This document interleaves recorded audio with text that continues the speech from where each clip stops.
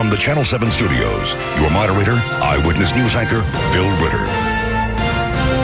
And welcome, everyone. I'm Bill Ritter of Eyewitness News. Welcome to the first debate of the candidates for the U.S. Senate seat in New York. Now, this is not your typical election on November 2nd. The race is for the remaining 2 years of the seat once held by Hillary Clinton, who resigned, you might know, to become the Secretary of State. 2 years from now, the winner of this race will have to run again. The candidates seeking this truncated term: Democrat Kiristen Gillibrand, who was appointed to serve as interim U.S. Senator, and Republican Joe DioGuardi, a former U.S. Congressman. The order they appear on stage, we should say, was determined by random drawing. We welcome both of you. Thank you for participating today.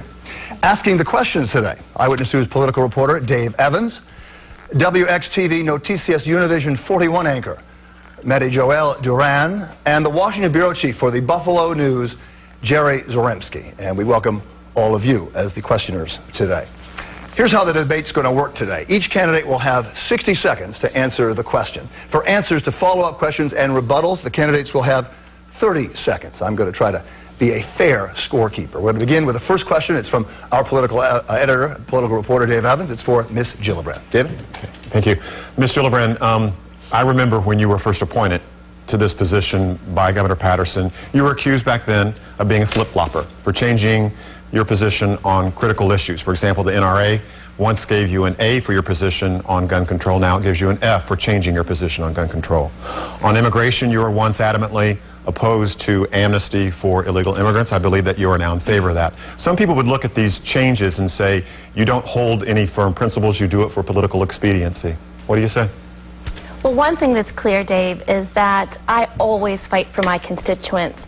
And I've been fighting over the last year and a half to make sure that our communities are safe. One of the biggest problems we have all across New York, in cities from Buffalo to the Bronx, we have an issue of gang violence and gun crime, and we need to solve it. And so I sat down with Commissioner Kelly and Mayor Bloomberg and New Yorkers Against Gun Violence and the Brady campaign and thought, how can we solve this problem?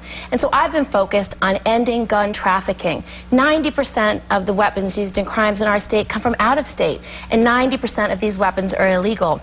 So what I've been focused on is, how do we crack down on this trafficking? How do we make sure that our law enforcement has all the tools we need?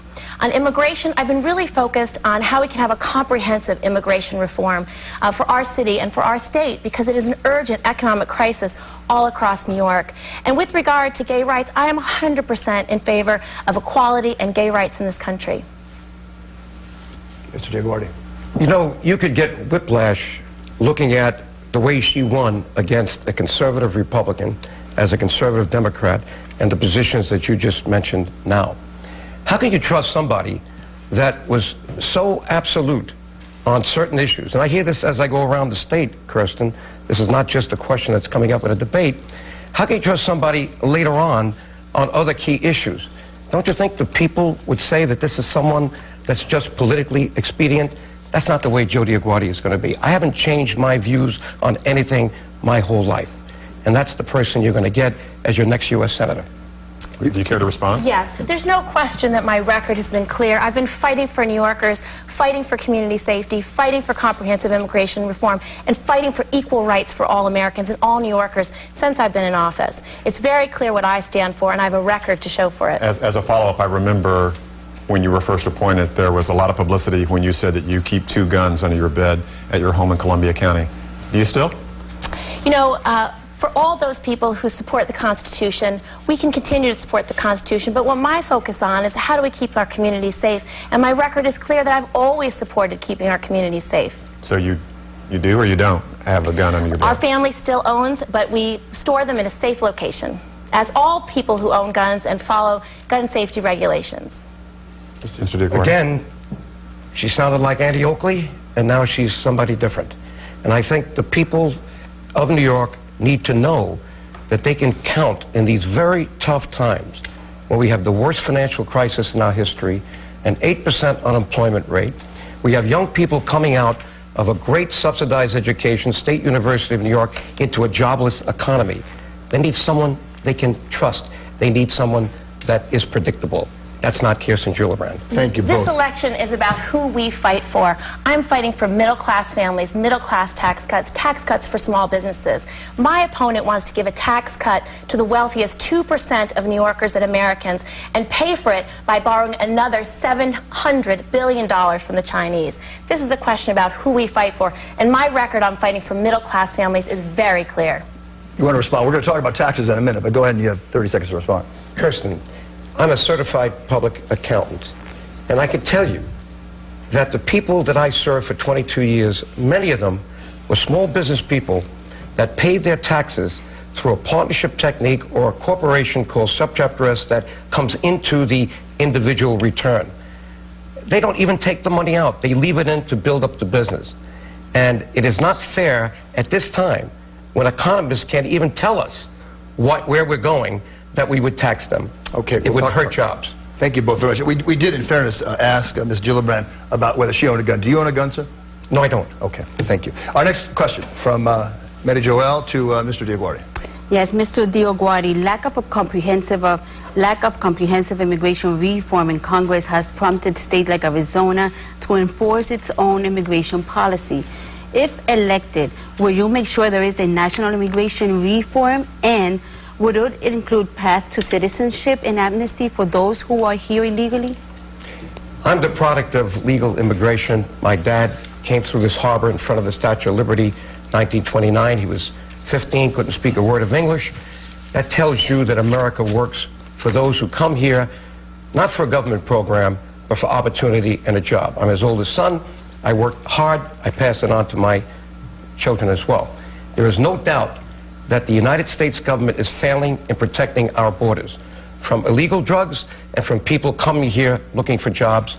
Hey, you know, they got to stand online. We have a preference system where many people are online for many, many years. We just can't let new people come in and go in front. But yes, we need to reform the entire system. We need to create a preference system that increases visas for everybody, including the Western Europeans that started this issue and built this country very well. I want to see everybody have the opportunity that I had in coming to America. Ms. Gillibrand? Ms. Gillibrand, respond. Go ahead. We need comprehensive immigration reform in this country. We have an economic crisis all across America that must be addressed by having a comprehensive immigration reform where everyone can pay their fair share and have an earned path to citizenship. We also have to address the moral crisis. We have to make sure we have family reunification. But there is a way to do this, and we can have comprehensive immigration reform that keeps our borders secure but allows for families to earn citizenship over time. Thank you all. And Mr. DioGuardi, do you support the DREAM Act, which will give legal status to undocumented immigrants who serve the military or attend colleges? I would obviously support legal immigration. I think that we should do nothing to change the immigration system until we look at the overall picture of legal immigration. I certainly think that people who are born here are U.S. citizens, even if they are the product of families who come here illegally. That, I think, is the humane thing to do. But it just seems to me right now that I would not look to reform anything until we looked at the whole picture and until we shut down the borders. We cannot allow porous borders in America. Okay, thank you. Ms. Gillibrand? I support the DREAM Act. It's an excellent bipartisan piece of legislation that will basically say when children are brought here by their parents that they can earn citizenship, they can attend colleges here in America and then become citizens. Okay, thank you both very much. Next question from Jerry Zremski of the Buffalo News. Jerry? Let's hear from a voter from Schenectady about an issue that's very important to voters upstate. How are you going to bring jobs up to upstate New York? Because it's a very depressed area here right now, and unemployment is high. And so how are you going to deal with the economy and improve it for New Yorkers, you know, in upstate? Ms. Gillibrand, your predecessor, Hillary Clinton, promised to create 200,000 jobs upstate. That didn't happen. What have you done to bring jobs to upstate New York, and what will you do to bring jobs to the state if you're elected? There are wonderful opportunities in upstate New York and in all across New York to how we can create jobs. But government doesn't create jobs, people create jobs. It's the entrepreneurialism and innovative spirit that New Yorkers have always had that's allowed us to be the center of job creation. For upstate New York, like other parts, first, we need to help our small businesses grow. Small businesses are the engine of this economy. 2/3 of all new jobs are created by small businesses, and one of the challenges they have right now is access to capital. We need to increase lending for small businesses. We need tax cuts for small businesses, tax cuts for middle-class families. We also need to stop outsourcing our good American jobs. We need policies that do not reward companies that ship our jobs overseas, and we need to unleash our entrepreneurialism by focusing on the R&D tax credit and other tax credits that spur growth in the small business community. Now, in upstate New York, we excel at many things. We excel at manufacturing. We excel at agriculture. There's ways to help agricultural grow, and I'm focused on the tax cuts to do that. Thank you. Mr. DioGuardi? You know, on Kiristen Gillibrand's watch, in less than 2 years, this state has lost another 160,000 jobs. It's easy to talk about, you know, platitudes and how we want to philosophize on creating jobs. Yesterday, I was in Buffalo. I visited a plant, Jiffy Tite. I was amazed. Here's 100 people. They export 20% of their product, which is refreshing in terms of our balance of payments, our trade deficit. And what did I hear from the owners? Number one, we would like to expand, but we don't see any predictability of taxation. Our CPAs told us that our insurance rates are going up 10% this year and may go up even more next year. So without some predictability, we cannot expand and create new jobs. Albany, by the way, is dysfunctional. It's a one-party system that is destroying job innovation and creation. Ms. Gillibrand, do you want to respond to that? Okay. Before we move on, these are tough times for everybody, and I want to ask a personal question of each of you. What have you done, if anything, to sort of cut back personally to save money during the recession? Mr. DioGuardi? Well, I'm known as a fiscal conservative, and I practice that in my own way of life. In fact, during the Columbus Day Parade, people were surprised to see me drive a 65 Cadillac that I bought when I was 25. I don't throw away anything. I try to use it. And in my life, I haven't gone on any expensive vacations. We're trying to, in this quest for a Senate seat, spend full time doing this. And basically, what I'm trying to do is spend my time and money to be sure I become your next U.S. Senator. I guess my question was, has the recession affected you? Have you cut back because of the recession, and what have you done? Well, obviously, the big things that we might do, I haven't been on a vacation for 2 years on going away, so that's one of the things that I think you would say that most people are affected by, but not the government of the United States of America. You know, we have credit cards with limits. The government of the United States of America has a voting card, a congressional voting card. It's the same size as your credit card, but it has no limit. They keep raising the debt ceiling. You can't do that, but they're doing that, putting us on the road to bankruptcy. Thank you. Ms. Gillibrand? Well, like all families across New York, these are tough times. And I can tell you, no matter where I've been throughout the New York, every person I've spoken to has said they're worried about the economy, they're worried about their job, their daughter's job, their husband's job. And so this is a palpable feeling no matter where you go. So what we do in our family is what all families do. You cut back on the kinds of foods you buy, you cut back on how many times you go out to dinner a month, you cut back on the kinds of clothing you can afford. But that's what is happening all across New York, and that's the anxiety that people are feeling in this election, that they want people who will go to Washington to fight for them. Okay, thank you both very much. Next round of questioning. We're going to begin with Dave Evans to Mr. DioGuardi. Mr. DioGuardi, before I ask my question, I wanted to go ahead and play a clip that your opponent is now running on our website. Let's go ahead and take a look. What's Joe up to now? That's how I make a living these days. I'm on the boards of companies, and as a CPA, I have to do some of the heavy lifting on the audit committee.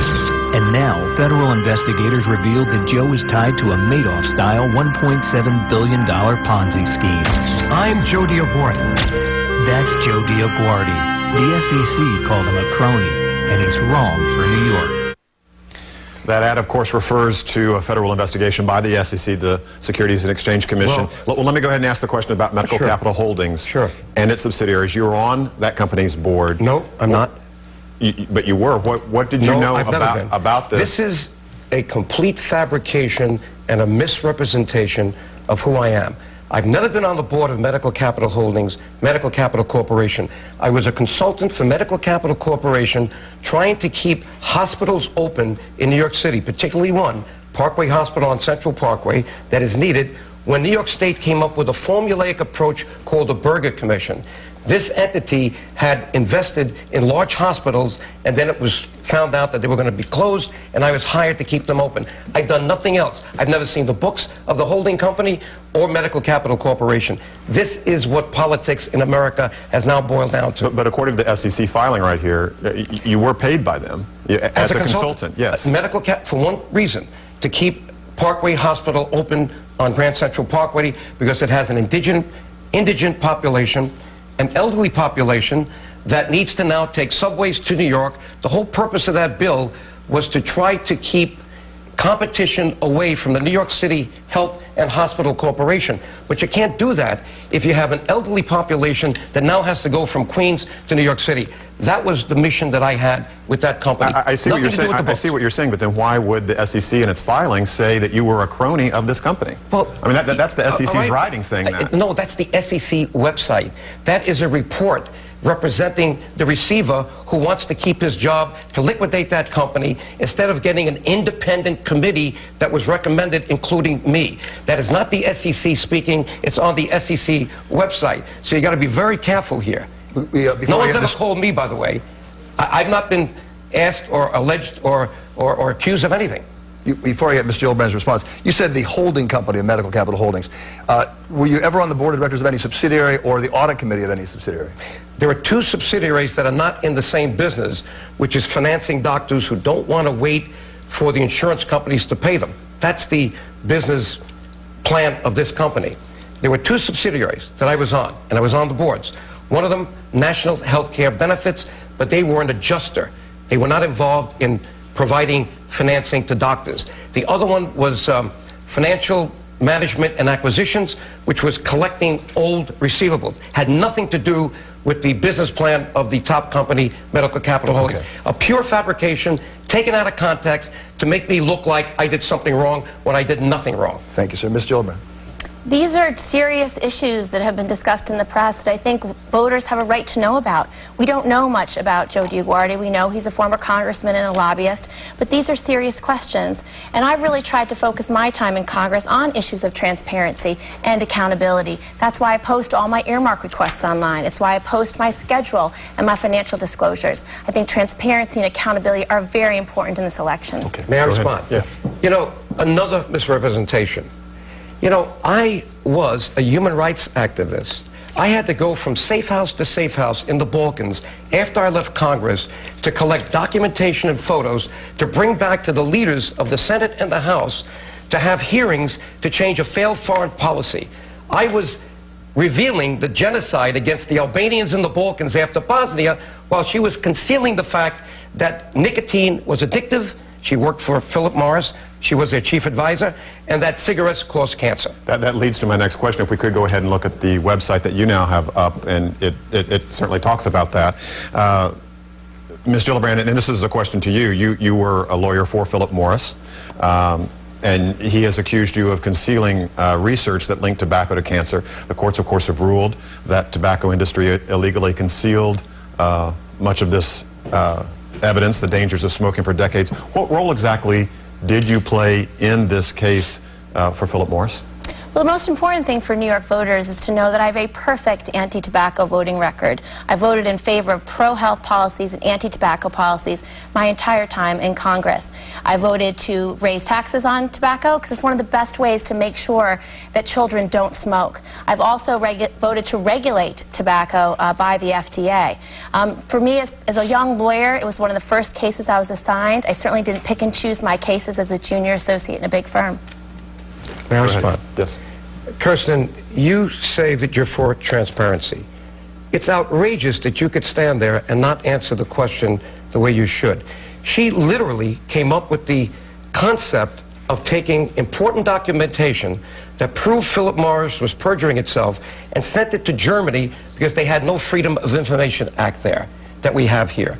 She was actually the architect of everything that company did to try to hide the fact that cigarettes cause cancer. We lose 25,000 people a year in this state, and it costs us $8 billion a year in the state for tobacco-related illnesses. Ms. Gillibrand. Your arguments are fantasy, absolute fantasy. But the voting records are clear. I vote against tobacco, and you vote in favor of tobacco. In fact, you had an opportunity to vote against tobacco, and you chose not to. You chose to vote for subsidies for tobacco farmers, and you didn't choose to tax tobacco. Look at the record. It's there. That's what transparency is about. And you even represent tobacco as an accountant. So let's be fair, Joe. If you want to talk about the records, let the records stand for themselves.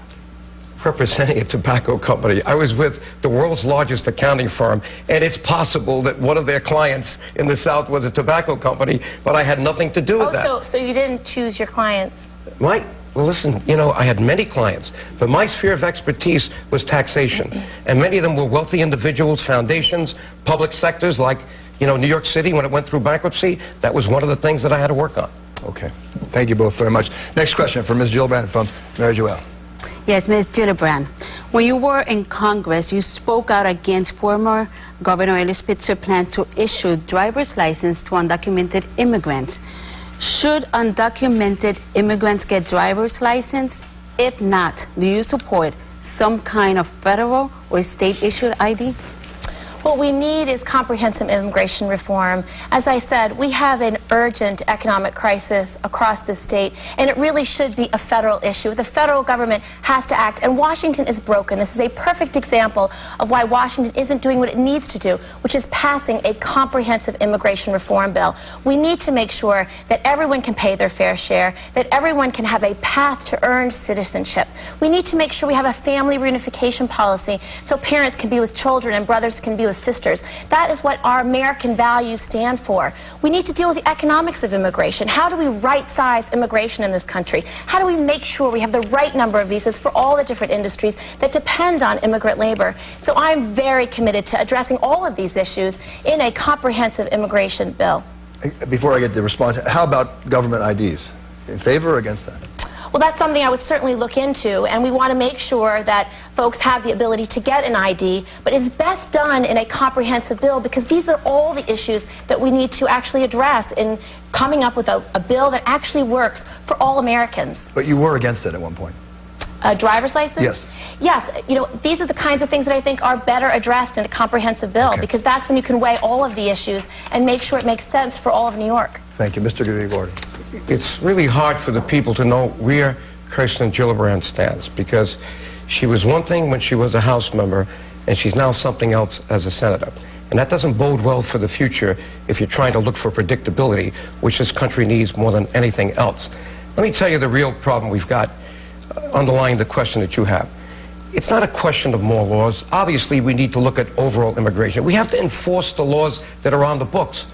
We have employers that are exploiting illegal immigration, paying people subpar wages, and getting away with it because we're not enforcing the laws that are there today.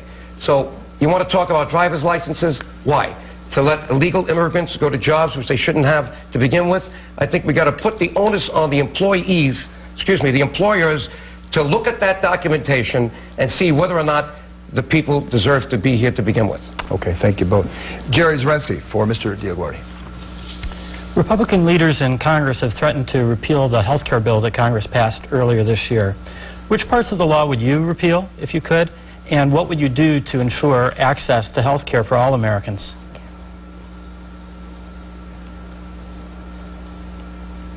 Is that to me? That's to you, yes. Oh, excuse me. Okay. First of all, you need to repeal the bill. Now, are there good spots to it? Absolutely.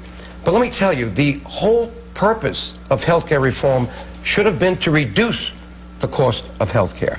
It did not.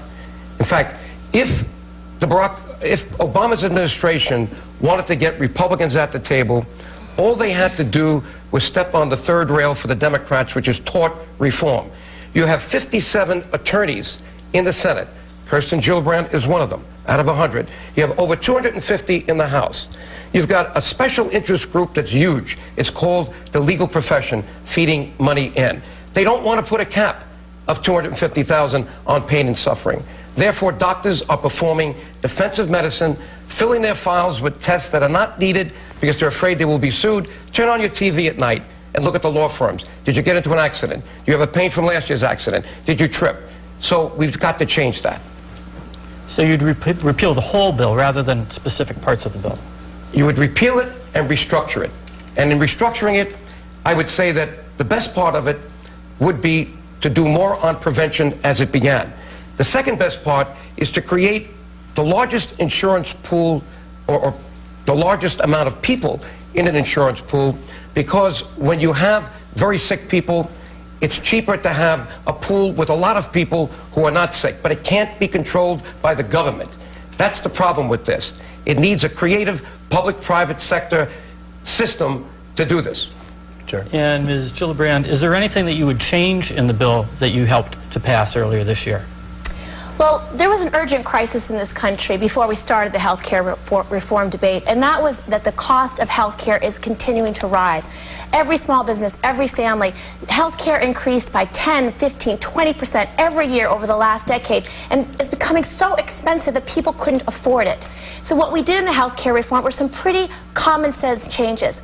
Tax cuts for small businesses so they could afford to insure their employees. Closing the donut hole for seniors, making sure seniors could have $2,000 more for their medications, making sure that we have competition, an exchange of for-profits and not-for-profits, and insurance company reforms telling the insurers they have to pay for preventive care. They can't drop coverage for pre-existing condition, and they have to make sure that women are covered. My opponent doesn't believe in covering women's health care and women's rights. He doesn't support a women's right to choose. He wouldn't support health care that covers prenatal care. That's what the health care bill is about. And those are the reforms I will continue to press to lower costs for everyone. So you wouldn't repeal any of it? I think the health care bill we passed is a strong bill. If I'm going to keep working on something, I'm most concerned right now with the number of insurers who have raised their rates waiting for the health care reform to kick in. It doesn't really start till 2014, and I will tell you, many insurers have raised their rates, and I want a full investigation. Would a government option have avoided insurance companies rating rates? I think so. I think if we could have had a Medicare for all, where any American could have bought into Medicare at a rate they could afford, something like 5% of income, would have created the competition immediately that would create more competition and lower rates for all. That competition is coming. It just doesn't start until 2014. Mr. DioGuardi, 30 seconds. This is an indication that she wants to follow the Obama administration and just expand the federal government. Medicare right now is bankrupt. It's heading there. The total liability for Medicare Parts A, B, and C that are off the books of the United States of America is already $37 trillion. And now we want to add more to it. Where's this money going to come from? You know, we have a system that is costing us, this health care bill, over 10 years, $1 trillion. And the Obama administration has the nerve to say it's going to save us $138 million or billion on the budget. Okay. Thank you, sir. These numbers are false. Thank you, sir. It's been a great lively debate. We thank you for making it lively. We're going to cut the answers a little shorter so we get all the questions we want down to 45 seconds. I know it's tough, but I'll ask you to indulge us. Next round of questions for Ms. Gillibrand from Dave Evans. Ms. Gillibrand, this question actually comes from a voter on Long Island. He emailed this question in to 7online.com. And that question comes from Joseph Lebrano from Oceanside, New York. He says, do you feel the trial of Khalid Sheikh Mohammed and other individuals accused of involvement in the 9/11 attacks should take place in New York City? What do you say? I think it should be moved from New York City because it's an increased terror risk for New York City to hold the trial there. But I do believe it should be a trial because what we've seen is that our prosecutors, particularly in New York and all around the country, have actually been very successful in trying terrorists to make sure that they are held accountable and are given jail time. In fact, we've just recently successfully prosecuted the Times Square bombing attempt. Mr. DioGuardi. Absolutely, we have to remove any of those trials from New York. New York has been a big target for terrorists, and in many ways, it continues to be. We've seen the shoe bomber, we've seen the underwear bomber, and also Guantanamo Bay must be kept open for these combatants. We cannot allow any of them to come here near New York for a trial. I wanted to get your response, Ms. Gillibrand, on whether you think Guantanamo Bay should be closed, and also whether those, because you shook your head, Mr. DioGuardi, when she was answering about whether we should see civilian trials for these people accused of terrorism. Do you think that we should or not? Guantanamo Bay should be closed. And how do you feel about civilian trials? Civilian trials are preferable because we're more successful. In fact, when you compare the success rate of military trials to civilian trials in terrorist cases, we have been more successful in convicting and in those trials of terrorists by doing it through Article 2 courts. Okay, I thank don't you. agree. You don't agree? These are military combatants, and I think they have to be dealt with in these military tribunals. Both sides of the issue certainly represented here. To both of you, do you support building the Islamic Cultural Center and Mosque 2 blocks from Ground Zero, Mr. DioGuardi? No, I don't. I think that we need to understand that America has to foster religious freedom. But when you have a horrific event like 9/11, and you have a building that's in the footprint of where the damage was done, it's not on Ground Zero, but it's right there. We don't need to have an insensitive solution. I think the Imam Rauf has to be convinced that there's a better place for this if he wants to reach out to mainstream America, which he says is his main intention for the mosque. Thank you. Ms. Gillibrand?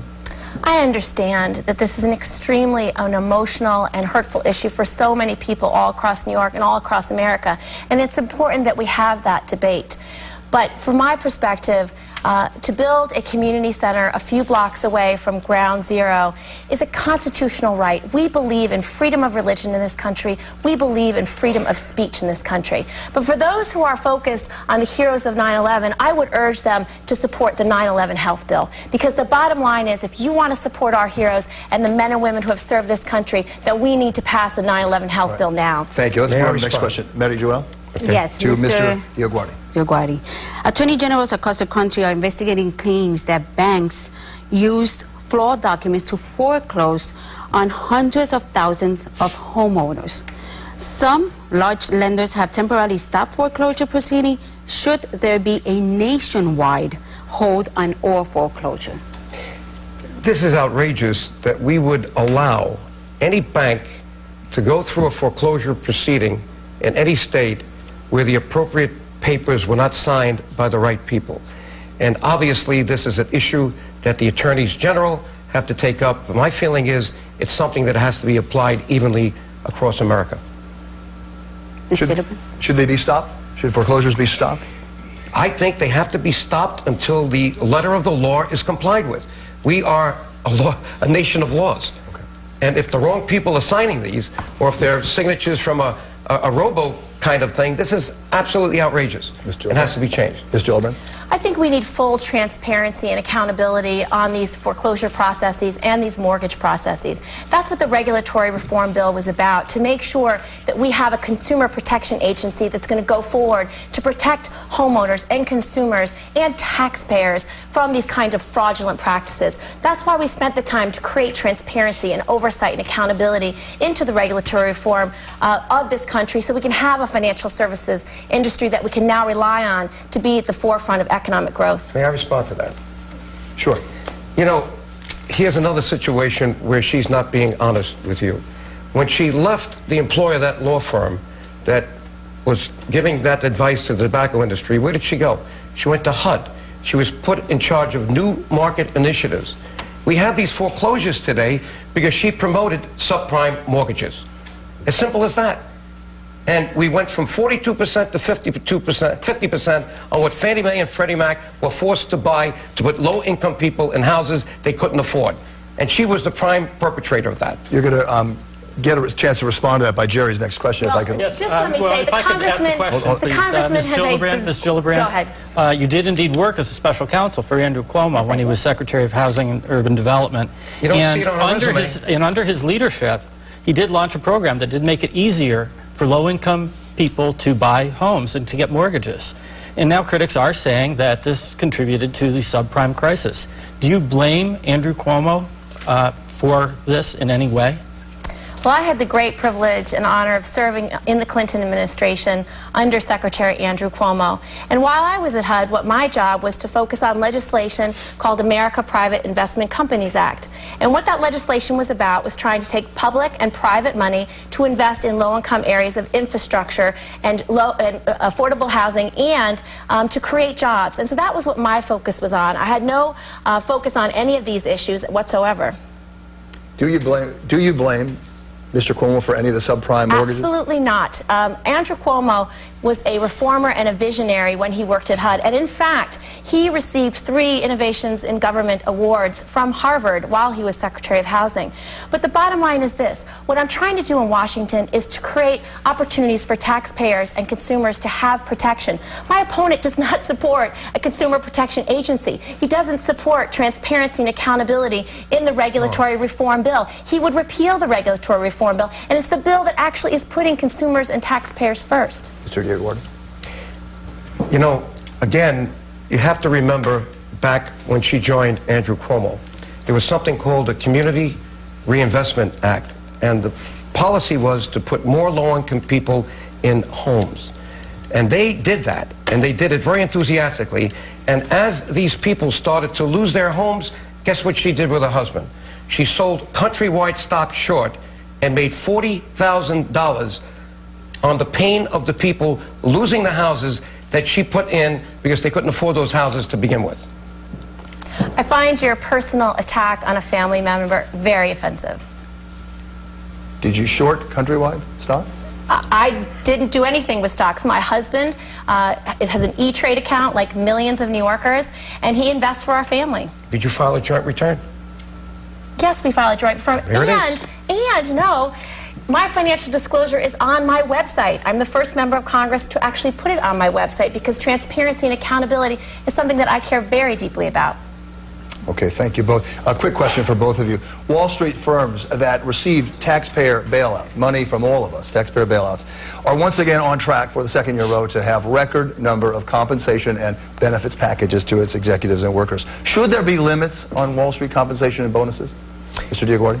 I think that we have to be very careful to let government go in the way of the private sector. It's already interfering in the private sector to the point that we're not creating jobs and we're not getting the innovation of jobs that we need. Now, I think we should have guidelines. I think we should publicize when these large firms give out these big bonuses and let the shareholders and the public put pressure on them to change things. That's not a role for government. Okay, Ms. Gillibrand.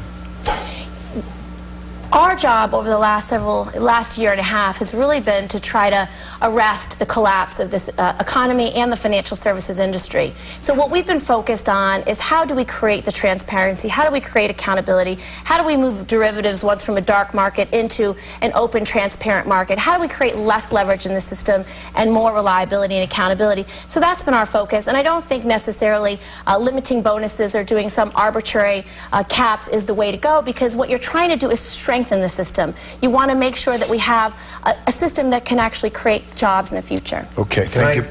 Respond. Okay, it sounds like she's agreeing with you. Well, but don't want caps. The most important issue on this question is that she voted for the Wall Street reform overhaul. I would not have done that. Why? Because this state is in a sad situation financially. The only industry left that could balance the budget in Albany is the financial sector. And that bill shot the financial sector in the foot. Sure, there has to be reform. Sure, there has to be a consumer protection agency. I would vote for that. But with smart regulation, not with over-regulation, the way you and Barack Obama have been pushing.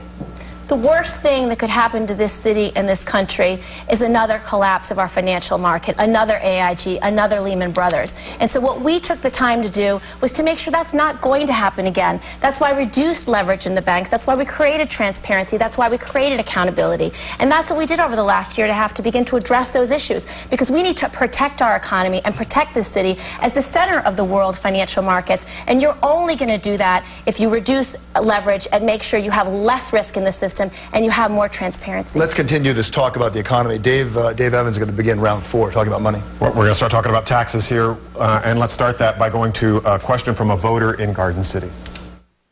They talk about very tax breaks for the poor and, you know, taxing wealthy. But there's this middle group, and they never talk about, they talk about every year rolling back the tax rate, and it never happens. So I'd like to know what they do about that. President Bush's tax cuts are going to be expiring at the end of this year. As we all know, President Obama wants to extend those tax cuts for families making $250,000 or less. Republicans in Washington want to go ahead and extend those cuts for everyone. I wanted to know, where do you stand on this issue? And this question is for Mr. DioGuardi to start with. I would not even think of raising taxes for 1 minute while we're in a situation where the best economists in the world, Bernanke, Greenspan, Geithner, cannot tell us where we're going. We don't know whether we're going into a double dip. We don't know whether we're going into an extended recession. And people want to have some predictability. And as I said before, why punish people making $250,000 or more when many of them are small business people that pay their income taxes through their income tax return, not on a corporate return? These are the people that are the job creators. 70% of the jobs in the United States of America are created by small business. We got to give them certainty and not tax them. Ms. Gillibrand. I support middle-class tax cuts. Middle-class families all across America, all across New York, are struggling right now to make ends meet. And so my priority has always been to fight for middle-class tax cuts, and I plan to vote to maintain those lower tax rates for middle-class families. I also have voted and will continue to fight for tax cuts for small businesses. Small businesses are the economic engine of our state. They do create 2/3 of all new jobs. And so the tax cuts that I voted for include making sure that if you invest in a small business, you don't pay capital gains for 5 years, making sure that you can amortize an expense up front when you invest in property, plant, and equipment. And then when you hire somebody new, you can have a payroll tax deduction of 6.2%. Those are the kinds of tax cuts that help small businesses and middle-class families, and I will support the bill to preserve those lower tax rates for middle-class families. So what do you consider middle class? I support a bill that would have all lower tax brackets preserved for $250,000 and lower. Mr. DioGuardi. You know, let's bring this back home to New York State. We have a toxic environment here. We're not creating jobs. We're losing them. Since she voted for the fiscal stimulus, 125,000 jobs have been lost. I've gone around this state. She's been AWOL. And what I find is, number one, we are a state that has a tax rate that is 70% higher than the average of all the other states in the union. Why would anybody want to invest in New York State? So we've got to see things whole, and we've got to change it. And we shouldn't even deal with the U.S. tax code right now unless you want to reform it entirely. May I respond? Yes. I'm fighting for middle-class tax cuts, for middle-class families and small businesses. My opponent wants to give a tax break to the top 2% of Americans who are the wealthiest among us, which will cost $700 billion that he will borrow from China in order to pay for it. That is not fiscal discipline. That is not fiscal responsibility. And that is not creating jobs in our country, because when we prioritize, we must fight for middle-class tax cuts and tax cuts for small businesses. Should there be an exemption? I'm sorry, go ahead. How can you talk about fiscal discipline when you voted 5 months ago to raise the debt ceiling $1.9 trillion when our president, Barack Obama, said that he was going to spend in this year $1.5 trillion more than we were taking in? That's the deficit as of September 30th, 2010. Mr. DioGuardi, you voted twice to raise the debt limit as a congressman during good times. We are in a tough economic climate, and you voted for those raising the debt ceiling when we were in good economic times. If I did, it was a paltry amount compared to giving President Obama an open checkbook, a free ride for $1.9 trillion when he's already told us that in 5 to 8 years, our bonded debt, which is $14 trillion today, is going to $20 trillion. Now, we know the Fed has kept the lid on interest rates. 10-year bonds, 3.5%. Treasury bills, maybe 1%. Those rates are going to go up, and you're going to have a rate of at least 10% in 5 to 8 years. Multiply that by $20 trillion. The biggest tax of all will be $2 trillion of interest. And who are we giving it to? Rich people and China. Any response? All right. Money, clearly issue number one. Let's move on. We touched on this earlier. We want to return to it because we think it's an important topic. Mary Joelle for Ms. Gillibrand. Yes, Ms. Gillibrand, the 14th Amendment guarantees citizenship to anyone born in the United States, including children of undocumented immigrants. Some are calling to repeal it. Do you support repealing or keeping the 14th Amendment, and why? I do not support the repeal of the 14th Amendment. Children born in America are American citizens. Okay. Mr. DioGuardi? I agree. There's no question that if you're born in America, you are an American citizen. Okay. Thank you both. Jerry, for Mr. DioGuardi. We have a question from a New York City voter. What are you going to do in the next term to make sure that Don't Ask, Don't Tell is repealed? Because it's a major civil rights issue in my mind that needs to be resolved. Mr. DioGuardi, a federal judge this week issued an injunction banning the enforcement of Don't Ask, Don't Tell. Do you support repealing the law that prohibits openly gay men and women from serving in the military? You know, that bill now will probably be challenged by the Justice Department. They have 60 days in which to do it. My position on that is that I'm waiting for the people who know this issue the most. It could have some national security implications, maybe not. But what the generals are looking at right now is to make a recommendation to Congress. Whatever that recommendation is, I will accept. And Ms. Gillibrand, you worked in the Senate to try to repeal Don't Ask, Don't Tell, but you failed. Do you plan to try again? Well, I want to respond to what my opponent just said. The military has spoken on this issue. Admiral Mullen, the chairman of the Joint Chiefs of Staff, testified in the Armed Services hearing, which I asked Chairman Levin to hold. He said that he believed it undermined the entire integrity of the armed services. We have heard from the military, and this fundamental policy is egregious and something that undermines basic qualities of justice and non-discrimination. We've lost 13,000 personnel, more than 10% of our foreign language speakers, more than 800 in mission-critical areas. So this is a question also of our military readiness. We need all of our best and the brightest to be fighting 2 wars and protecting this country against terrorism. I think it's a moral imperative, and I will do everything in my power to make sure we get a vote on it this year. Speaking of war, you want to answer that? Well, if the military agrees, she's mentioned one general, but if we have a consensus, you can be sure that I will abide by that consensus. Keeping on the theme about wars, let's go to Dave Evans for our next question. Mr. Gillibrand, this month we mark the 9th anniversary of the war in Afghanistan. It is the longest war in American history, longer than Vietnam. Do you support President Obama's current policy on Afghanistan and setting a timetable for bringing the troops home? I do. I voted, in fact, among 18 senators recently to set an end date. And I think it's something that is a political tool to drive the leadership of Afghanistan to know that we will not be there forever, that you can't take our troops for granted. At the end of the day, President Obama has 2 concerns. He wants to make sure that we can protect this country from terrorism. He does not want to leave al-Qaeda to take Afghanistan to be able to launch another 9/11 type attack. And he doesn't want to destabilize the neighboring Pakistan, which has nuclear capability, and we don't want to get that into terrorist hands. That being said, the president is working hard right now with the Taliban in Afghanistan to see if their leadership can begin to work with the local government so that our troops can come home and so that we can leave Afghanistan stable and in a place where al-Qaeda will never have a foothold again. Mr. DioGuardi? Knowing what we know now, we made a bad mistake in Iraq. We lost over 4,000 young people, and it's cost us a fortune. We're repeating the same thing in Afghanistan. Why would Barack Obama take that war and escalate it? You don't have to declare war on a country, Kirsten, to run after terrorists. We've got drones. We've got 16 intelligence agencies. We've got combat troops. But we're not seeing Afghanistan whole. The problem is Pakistan. 200 million people concerned about their porous border with Afghanistan, concerned about no borders resolution in Kashmir with India. And we've got a crook running Afghanistan that we're making our partner of peace, Mr. Karzai, who got caught at the border practically taking $4 billion of our money to, where? Dubai.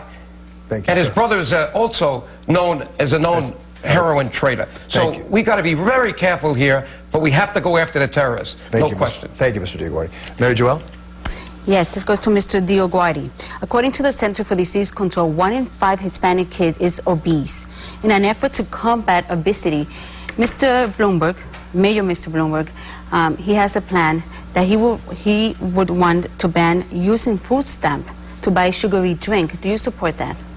Listen, childhood obesity is escalating at a rate that it has to be controlled. But it's got to be controlled through public education, the way we controlled cigarette smoking 20, 30 years ago. People have to be informed about the danger of childhood obesity, leading to type 2 diabetes, which is costing us a fortune in our health care plan. My feeling is inform the public about what the dangers of eating certain kinds of foods, whether it's fast foods with trans fats, whether it's sugary drinks, and let them make their choices.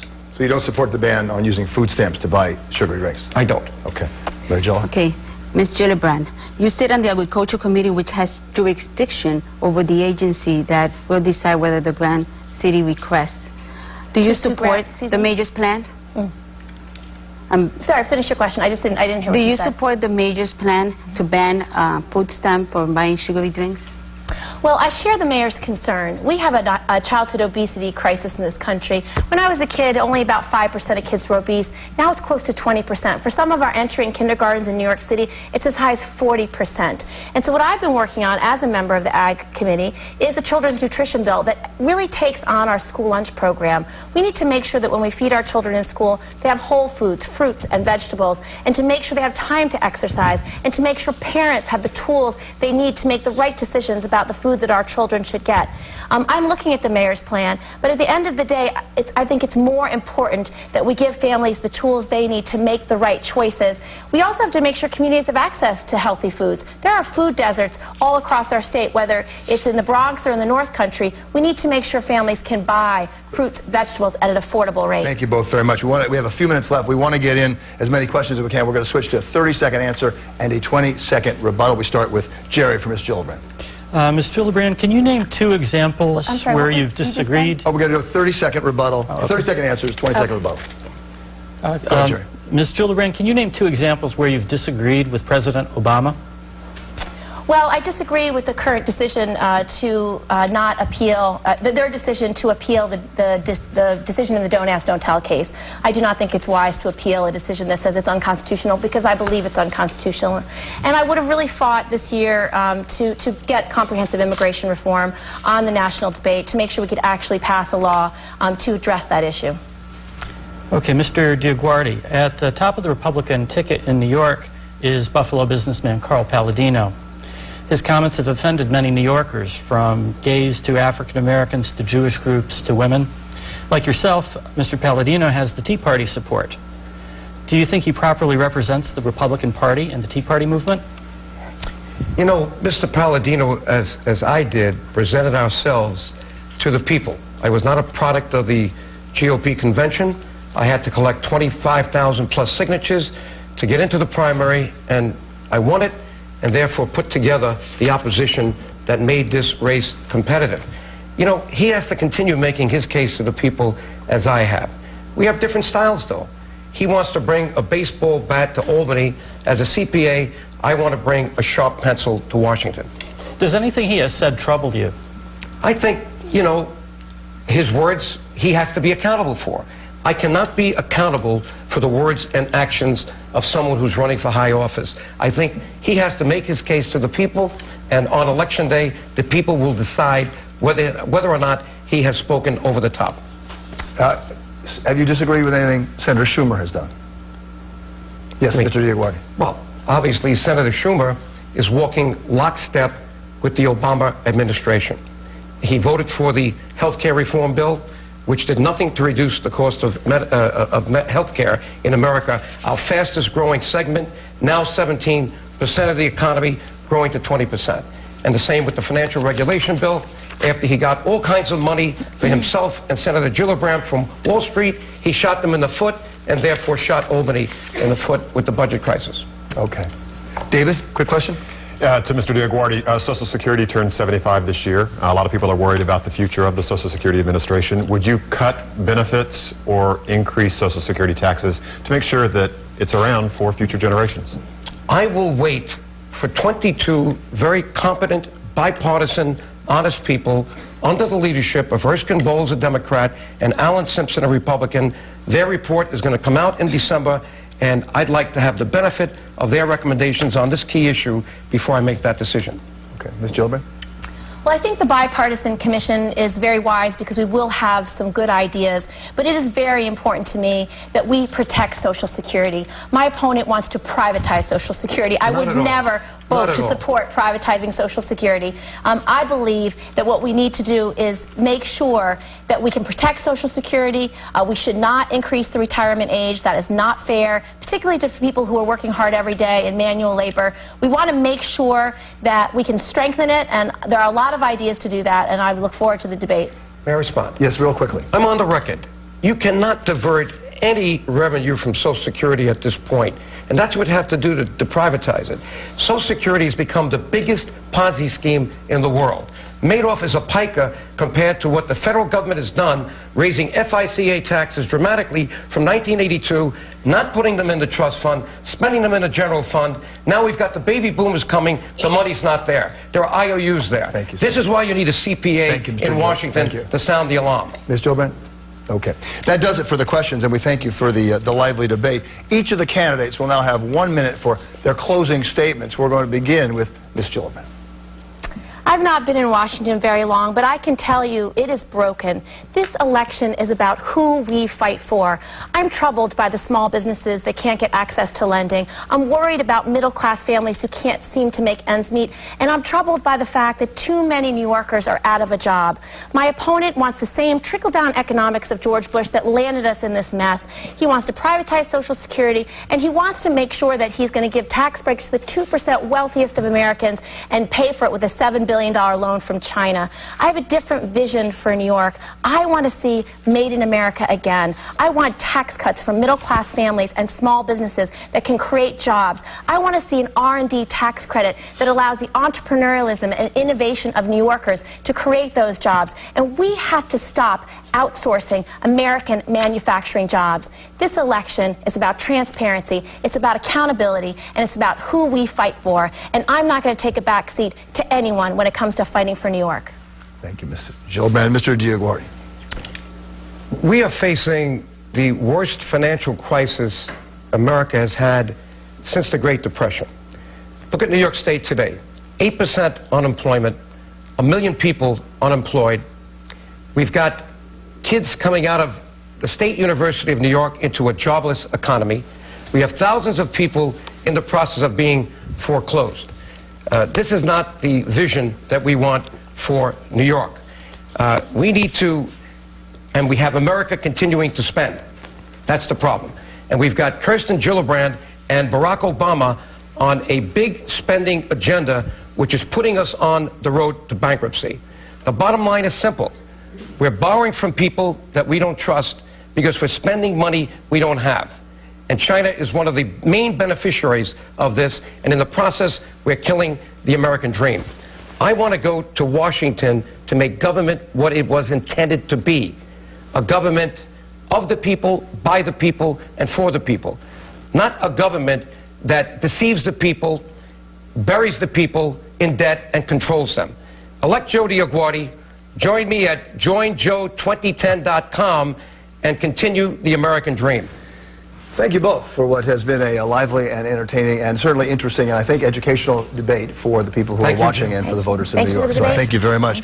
That wraps up our U.S. Senate debate for the Senate seat in New York. For election and voting information, we do invite you to call the League of Women Voters, a number on the screen, 888-598-6971, or go to their website, www.lwvny.org. Don't forget, Election Day is Tuesday, November 2nd.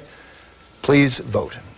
I'm Bill Ritter, and thanks to my colleagues for some really good questions, and to our candidates again. Thanks to all of you for watching, and again, once again, don't forget to vote. Enjoy your day. This has been a Channel 7 Eyewitness News special event. Vote 2010, the United States Senate debate for New York. Sponsored by WABC TV, Univision, the Buffalo News, and the League of Women Voters of New York State. Thank you for watching.